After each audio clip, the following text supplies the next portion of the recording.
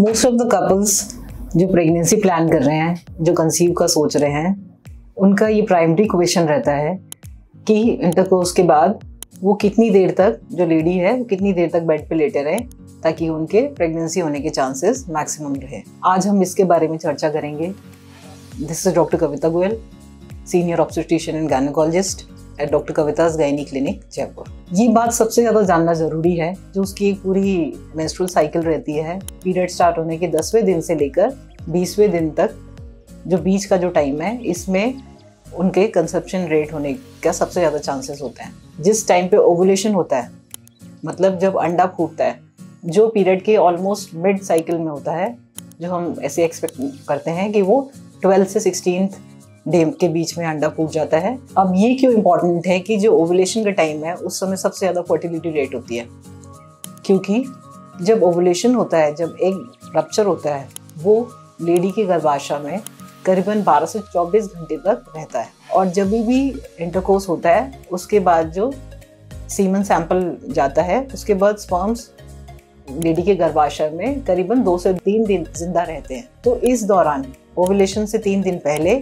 और ओवुलेशन के 1 दिन बाद, ये जो 4 दिन का टाइम है, इस समय लेडी का प्रेग्नेंट होने का टाइम सबसे ज़्यादा होता है। अगर आपको थोड़ा भी इश्यूज इस बात का है कि ओवुलेशन कब हो रहा है, ये हमें समझ नहीं आ रहा, तो आप प्लीज़ अपने गायनेकोलॉजिस्ट से बात करें, वो आपको एग्जैक्ट टाइमिंग्स बता सकते हैं।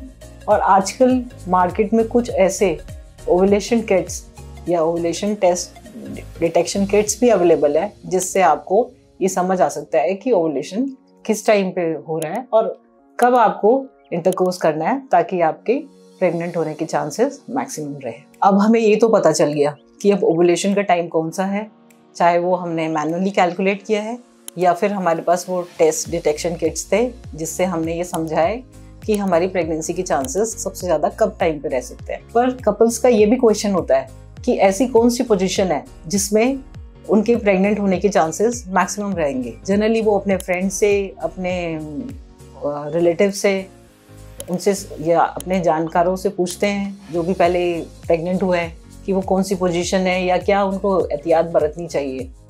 तो ये इम्पॉर्टेंट है जानना कि जो भी पोजीशन है, चाहे वो मिशनरी पोजीशन हो, चाहे वुमेन ऑन टॉप हो, या और कोई भी पोजीशन है, उससे कोई फ़र्क नहीं पड़ता है कि कौन सी पोजीशन इम्पॉर्टेंट है। इम्पॉर्टेंट सिर्फ यही है कि उस कपल के लिए एक कंफर्टेबल पोजीशन होनी चाहिए। कंफर्टेबल इन द सेंस कि उसमें जो मेल पार्टनर है उसका डीपेस्ट पेनिट्रेशन होना चाहिए। डीपेस्ट पेनिट्रेशन का मतलब ये कि जो उनका सीमन सैंपल है उस पर्टिकुलर पोजीशन में वो वजाना के सबसे डीप पार्ट में जाना चाहिए, जहाँ पे अगर सैंपल डिपॉजिट होता है तो वो लेडी के गर्भाशय में तुरंत ही ऊपर चला जाता है।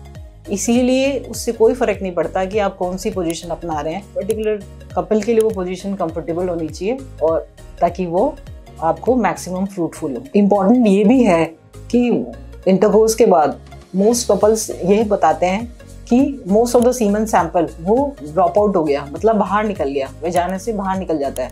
तो उनको इस बात की टेंशन रहती है या उनकी एक वेरी रहती है कि जब सारा सैंपल, ऑलमोस्ट सारा सैंपल उनकी नज़रों से वो निकल चुका है, तो फिर प्रेगनेंसी कैसे होएगी। तो जो मैं आपको इम्पोर्टेंट बात बताना चाह रही हूँ कि scientifically 80 to 85% sample drop out हो जाता है। उसमें बहुत सारा फ्लूइड होता है, कुछ प्रोस्टेटिक फ्लूइड, कुछ सेमाइनल फ्लूइड, कुछ प्रोस्टाग्लैंडिन्स वगैरह निकल जाते हैं, पर उससे कुछ खास फर्क नहीं पड़ता है।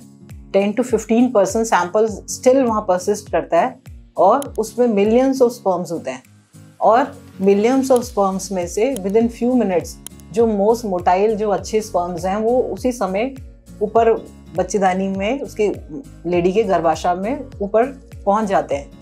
तो इस बात की बिल्कुल भी टेंशन करने की ज़रूरत नहीं है कि हमारा बहुत सारा सैंपल बाहर ड्रॉप आउट हो गया। फिर भी हम एहतियात के तौर पे हम लेडी को बोल सकते हैं कि आप 10 to 15 मिनट्स लाई डाउन कर सकते हो, क्योंकि जो स्पर्म्स को गर्भाशय में ऊपर पहुंचने के लिए टाइम चाहिए, ऊपर का मतलब जो एग का फर्टिलाइजेशन होता है, जो भ्रूण बनता है, वो फेलोपियन ट्यूब में बनता है, जो ऑलमोस्ट 15 सेंटीमीटर की उनको स्पर्म्स को दूरी तय करनी होती है। वो 10 से 12 मिनट का टाइम चाहिए स्पर्म्स को ऊपर असेंड करने के लिए। तो एहतियात के तौर पे लेडी 10 से 15 मिनट लेट सकती हैं और इस पर्टिकुलर प्रोसेस में उसकी हेल्प हो सकती है। और जैसे मैंने आपको पहले बताया कि with in few minutes of intercourse he sperms ascend करना शुरू कर देते हैं। फिर भी हमने देखा है कि कई बार लेडीज इंटरकोर्स के जस्ट बाद वॉशरूम यूज कर लेती हैं या फिर अपने एरिया को क्लीन कर लेती हैं। कई लेडीज तो वजाइनल डूश भी कर देती हैं। फिर वो ये कहते हैं कि क्या हम इससे प्रेग्नेंट नहीं हो पाएंगे। तो ये भी आपके लिए जानना ज़रूरी है। इवन इफ जो लेडी वॉशरूम यूज़ कर रही हैं या कुछ कॉस्मेटिक्स यूज़ कर रहे हैं या वजाइनल डूशेस यूज़ कर रहे हैं इमीडिएटली आफ्टर इंटरकोर्स, फिर भी वो लेडी प्रेग्नेंट हो सकती है, क्योंकि with in 2 to 3 minutes he sperms ऊपर बच्चेदानी के गर्भ में पहुंच जाते हैं। इसके साथ ही हम इतनी एहतियात बरत रहे हैं, उसके बाद भी हमें इन चीज़ों का ध्यान रखना है कि हमें इस चीज़ का प्रेशर नहीं लेना। प्रेगनेंसी अगर आप जितना काम एंड कंफर्टेबल रहेंगे, जितना आप एनवायरनमेंट को स्ट्रेस फ्री रखेंगे, आपकी कंसेप्शन होने के उतने ही चांसेस बढ़ते जाएंगे। वीडियो से रिलेटेड आपके कोई भी कमेंट्स है तो प्लीज़ कमेंट सेक्शन में डालें, हम उसका जवाब देने की कोशिश करेंगे।